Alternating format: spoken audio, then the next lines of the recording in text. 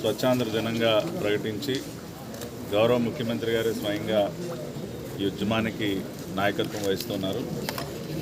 ఈ నెల 4వ శనివారం ఈ కార్యక్రమాన్ని పెట్టుకున్నాం.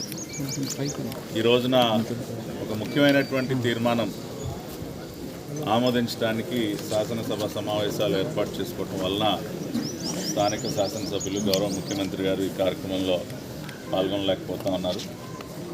స్వచ్ఛాంధ్ర కార్పొరేషన్ తరఫున చైర్మన్గా నేను, అదేవిధంగా మా ఎండి అనిల్ కుమార్ రెడ్డి గారు, జిల్లా కలెక్టర్ రితికా శుక్లా గారు, ఆర్డీఓ గారు, ఉన్నతాధికారులు, మున్సిపల్ కమిషనర్ గారు వీరందరూ కూడా ఈ రోజున ఈ మున్సిపాలిటీలో ఉన్నటువంటి ఈ సంక్షేమ బాలుర వసతి గృహం ఈ కార్యక్రమాన్ని ఏర్పాటు చేసి మరి ప్రతి నెల కూడా ఒక థీమ్ని ప్రకటించి ఆ థీమ్ ప్రకారం కూడా కార్యక్రమాలు ఎలా అనేది వాళ్ళు చేసి చూపిస్తూ ఉంది ప్రభుత్వం.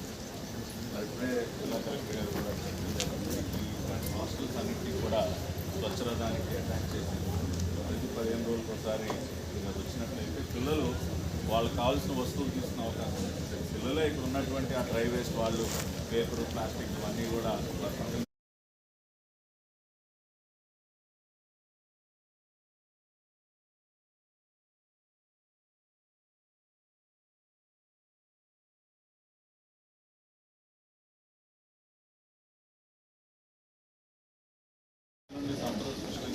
ఎలా అనేది వాళ్ళు చేసి చూపిస్తూ ఉంది ప్రభుత్వం. ఇప్పుడే జిల్లా కలెక్టర్ గారు కూడా ఈ హాస్టల్స్ అన్నింటినీ కూడా స్వచ్ఛరథానికి అటాచ్ చేసి ప్రతి 15 రోజులకు ఒకసారి వచ్చినట్లయితే పిల్లలు వాళ్ళకి కావాల్సిన వస్తువులు తీసుకునే అవకాశం ఉంటుంది. పిల్లలే ఇక్కడ ఉన్నటువంటి ఆ డ్రై వేస్ట్ వాళ్ళు పేపర్, ప్లాస్టిక్ ఇవన్నీ కూడా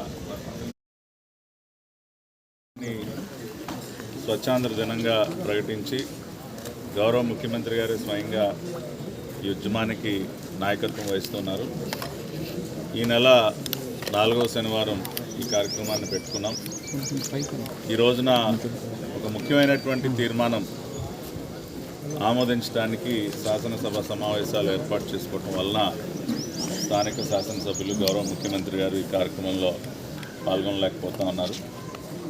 స్వచ్ఛాంధ్ర కార్పొరేషన్ తరఫున చైర్మన్గా నేను, అదేవిధంగా మా ఎండి అనిల్ కుమార్ రెడ్డి గారు, జిల్లా కలెక్టర్ రితికా శుక్లా గారు, ఆర్డీఓ గారు, ఉన్నతాధికారులు, మున్సిపల్ కమిషనర్ గారు వీరందరూ కూడా ఈ రోజున ఈ మున్సిపాలిటీలో ఉన్నటువంటి ఈ సంక్షేమ బాలుర వసతి గృహం ఈ కార్యక్రమాన్ని ఏర్పాటు చేసి మరి ప్రతి నెల కూడా ఒక థీమ్ని ప్రకటించి ఆ థీమ్ ప్రకారం కూడా కార్యక్రమాలు